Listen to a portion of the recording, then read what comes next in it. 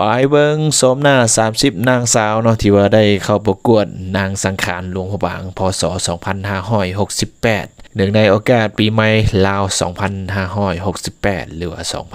2025นี่เนาะที่ว่าปีนี้ปังซะเหลือเกินอยู่ที่แข้งหลวงพระบางเนาะพอมีถึง30นางสาวที่เข้าร่วมประกวดแต่ละคนบอกเลยงามอีดิงามสุดยอดก็ได้นะปีนี้น่าจะเป็นปีที่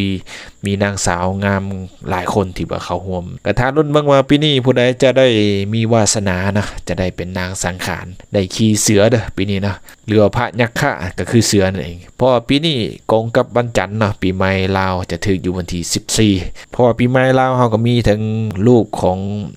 พระ3หัวน่ะแอดก็บ่ชื่อชื่อเนาะส่วนมื้อหน้าแอดไปศึกษาข้อมูลละเอียดจะมาเล่าสู่กันฟังกันแล้วกันว่า7นางสาวก็คือจะมีผู้เกิดวันจันทร์วันอังคารพุธพฤหัสศุกร์เสาร์อาทิตย์นะ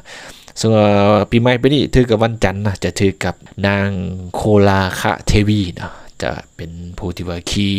พระยักษ์หรือว่าเสือนะเดี๋ยวไปเบิ่งประวัติกันหน่อยนึงกันก่อนเนาะก็คือนางสังขารปีนี้ก็ชื่อว่าโคลาคะเทวีนะ1เครื่องประดับด้วยแก้วมุกดาหารกินน้ำมันเป็นอาหารมือขวาถือเงามือซ้ายถือไม้เท่าขี่เสือเป็นพาหนะสำหรับปีนี้เพิ่นก็มีการทำนายว่านะจะบ่งบอกถึงปีที่มีความอุดมสมบูรณ์ทางด้านกสิกรรมและอาหารการกินแต่ก็ให้ขอควรระวังเกี่ยวกับสภาพอากาศและก็วันอุบาทต่างๆนะซึ่งเพิ่นก็มีการทำนายมาดังนี้นะเกณฑ์พิรุณศาสตร์ฝนจะตกหลายมีนาคลิ้นน้ำ5ตัวเฮ็ดให้ฝนตก605เกณฑ์ทลาที่คุณน้ำจะไหลฝนตกตลอดปี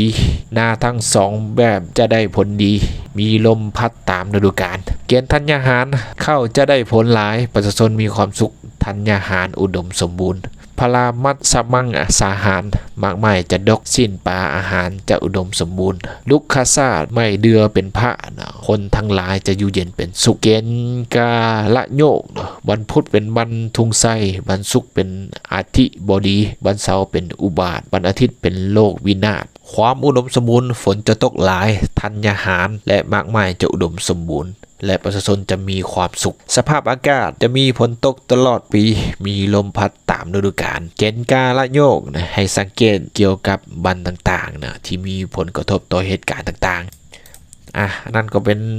บทย่อเนาะที่ว่าเพิ่นมีการทำนายมาเกี่ยวกับวันปีใหม่ปีนี้เนาะมือทมิตก็คือวันที่14เมษายนเนาะจะกงกับวันจันทร์จะถือกับวันของนางโคลาคะเทวีวันจันทร์นั่นเอง